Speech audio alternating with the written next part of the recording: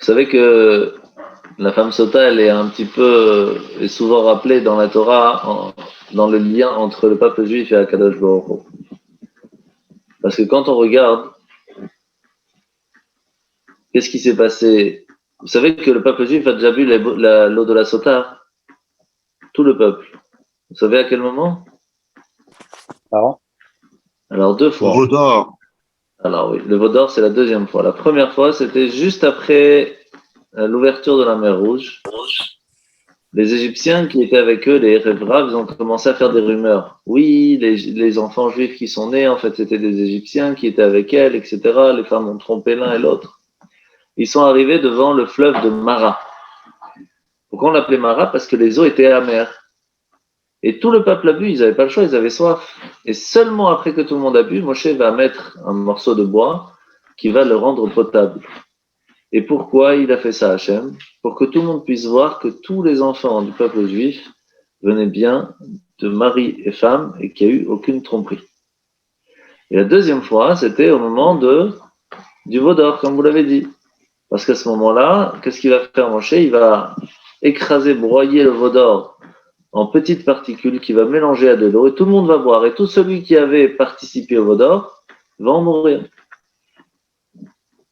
Et donc, en fait, le lien que l'on a, nous, avec Hachem, c'est un lien de mariage. Et c'est pour ça que c'est important de faire attention que chaque fois qu'on fait quelque chose qui est à l'encontre de sa volonté, d'une certaine façon, on le trahit. C'est trahir un mariage. Donc, c'est pour ça qu'il faut faire attention à nos actes, parce qu'il y a un mariage entre nous et lui. Rabbi, comment on peut comprendre le pardon, alors? S'il leur fait boire la sota, il meurt. Ou veau d'or. Et Il y a pardon ou il n'y a pas pardon? il y a des personnes, attention, il faut savoir qu'au moment du veau d'or, il y a eu différentes façons de le faire.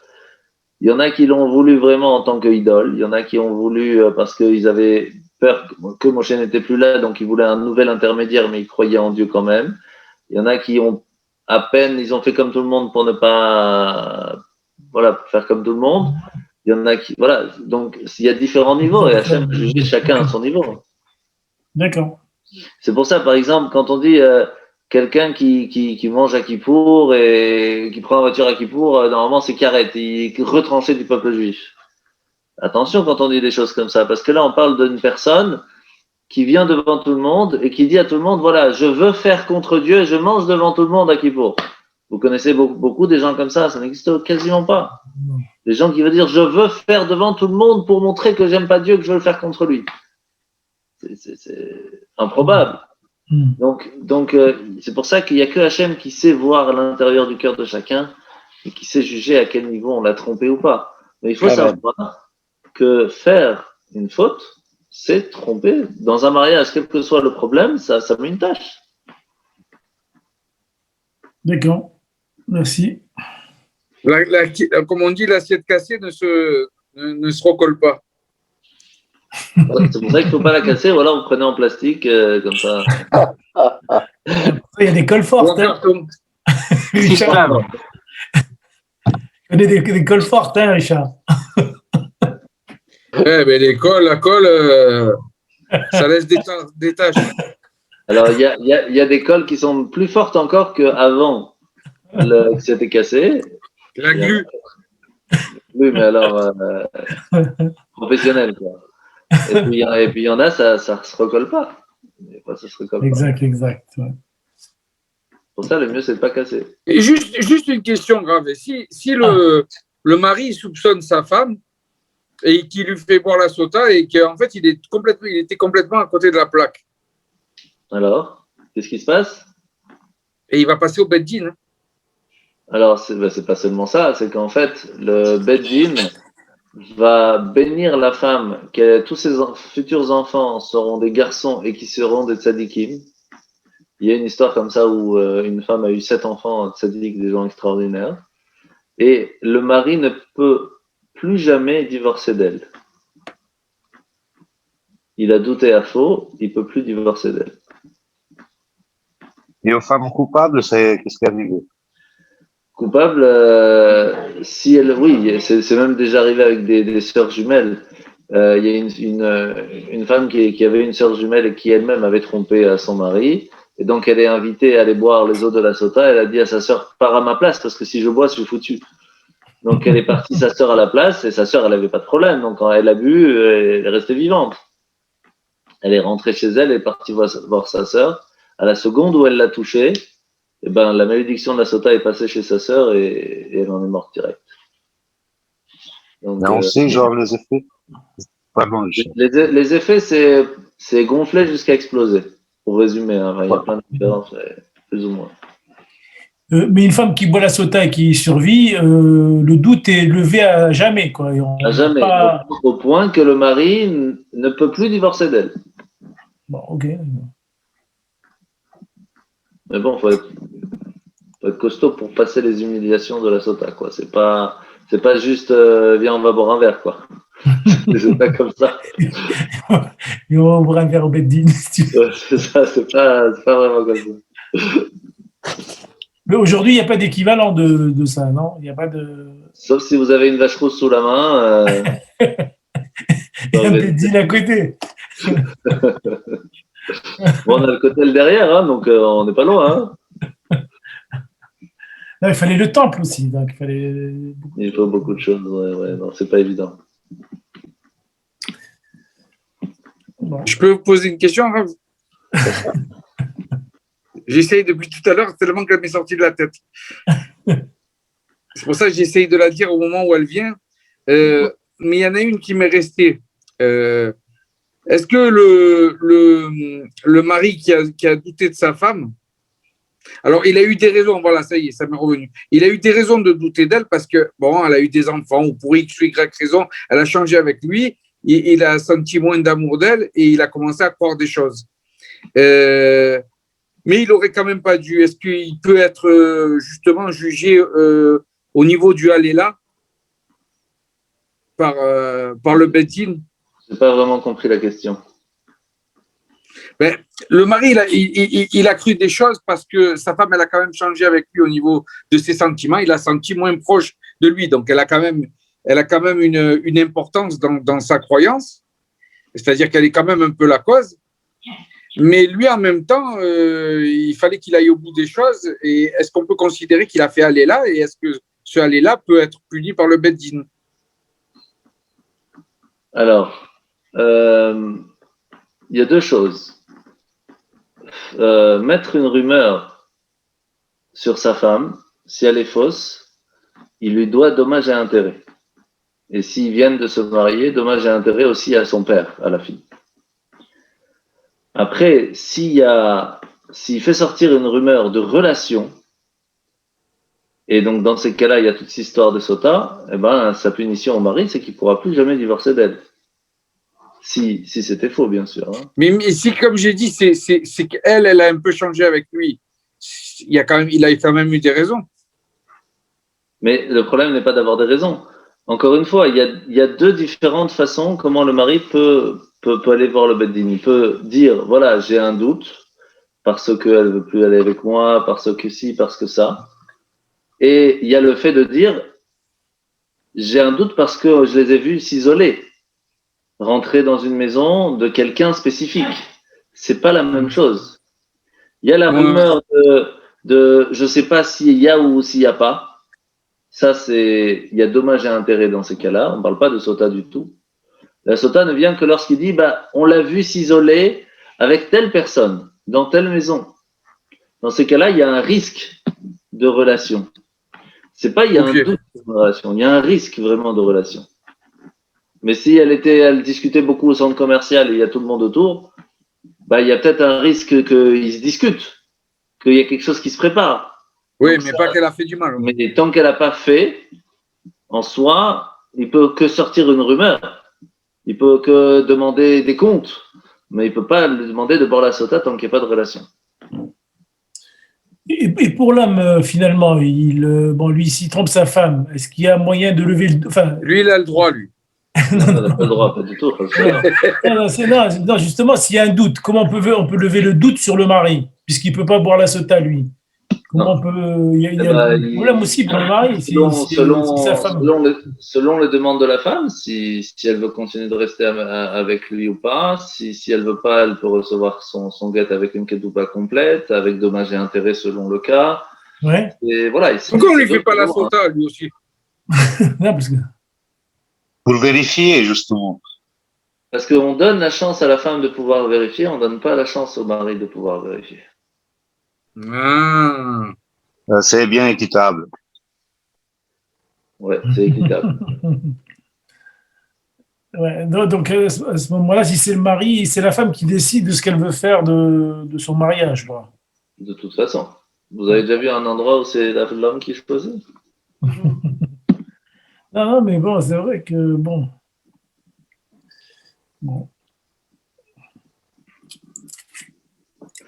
La différence, elle est aussi qu'en soi, un homme peut, si sa femme lui donne la permission, se marier avec une autre personne, même si c'est plus des choses qui se font.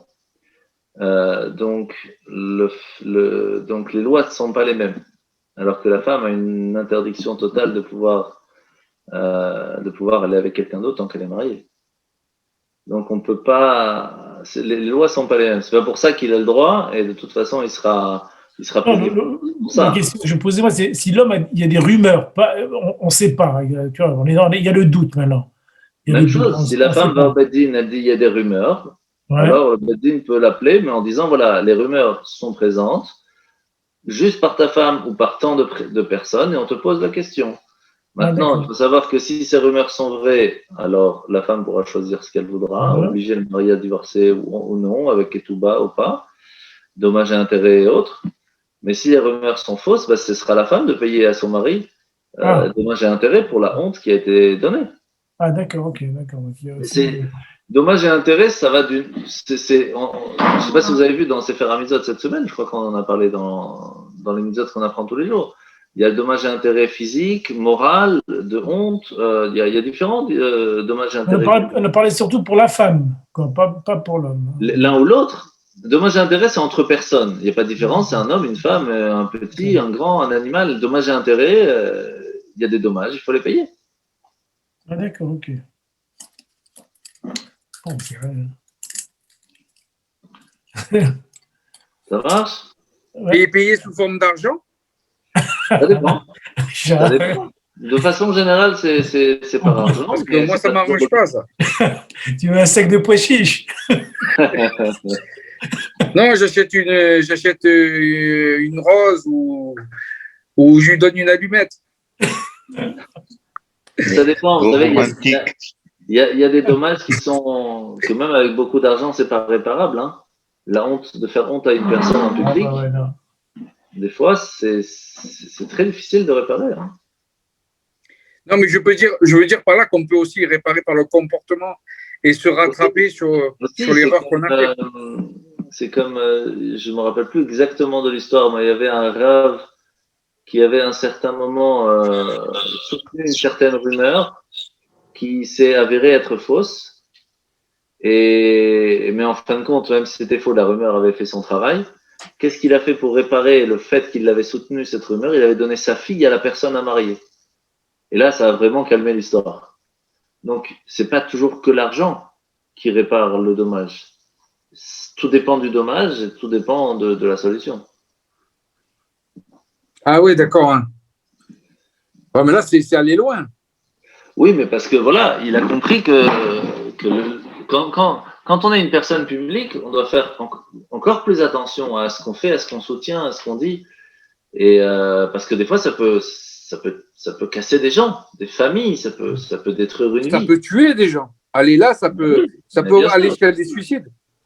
C'est pour ça que, encore une fois, les dommages et intérêts ne sont pas des choses à prendre à la légère et à savoir qu'ils peuvent être aussi remboursés de différentes façons.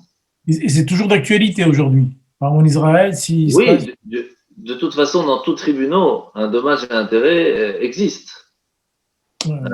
Après, comment c'est remboursé, chacun à voir et ça dépend.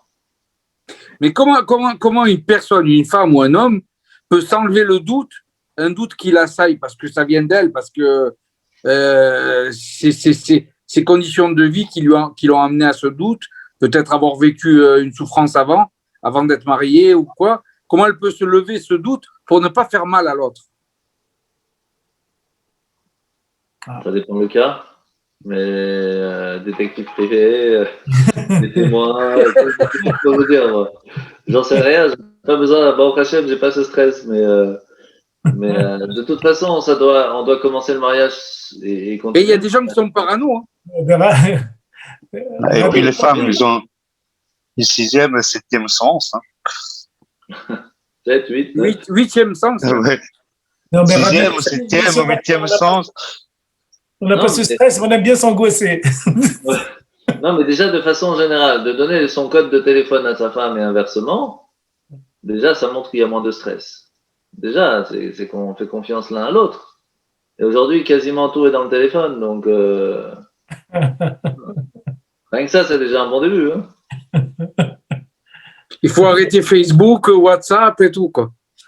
Mais de tous les téléphones. Hein. C'est ça, c'est tous les téléphones, c'est ça. Je vois qu'il y en a qui ont déjà réfléchi au problème. Donc, dès que tu arrives au Beddin, ils te demandent les portables. Direct. Si tu as 7 téléphones, il faut donner les 7 répertoires. Ah oui, c'est sûr. Les portables.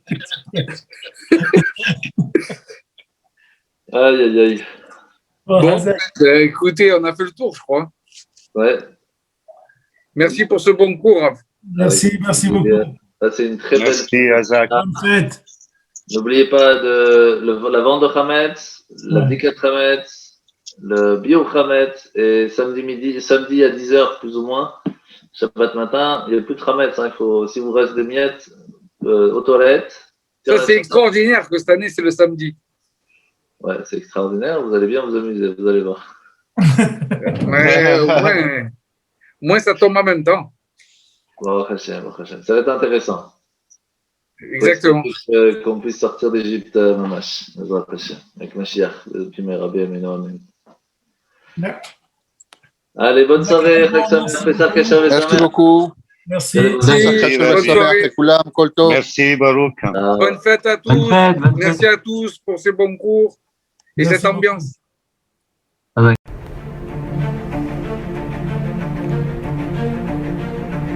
Et si connaître toute la Torah était possible, plongez-vous dans les joyaux de la Torah. Étude du Rambam, le Maïmonide, cours de qualité par des rabbins francophones aux 4 coins du globe. Un chapitre chaque jour, à raison de 20 minutes, pour finir en moins de 3 ans l'apprentissage de la Torah.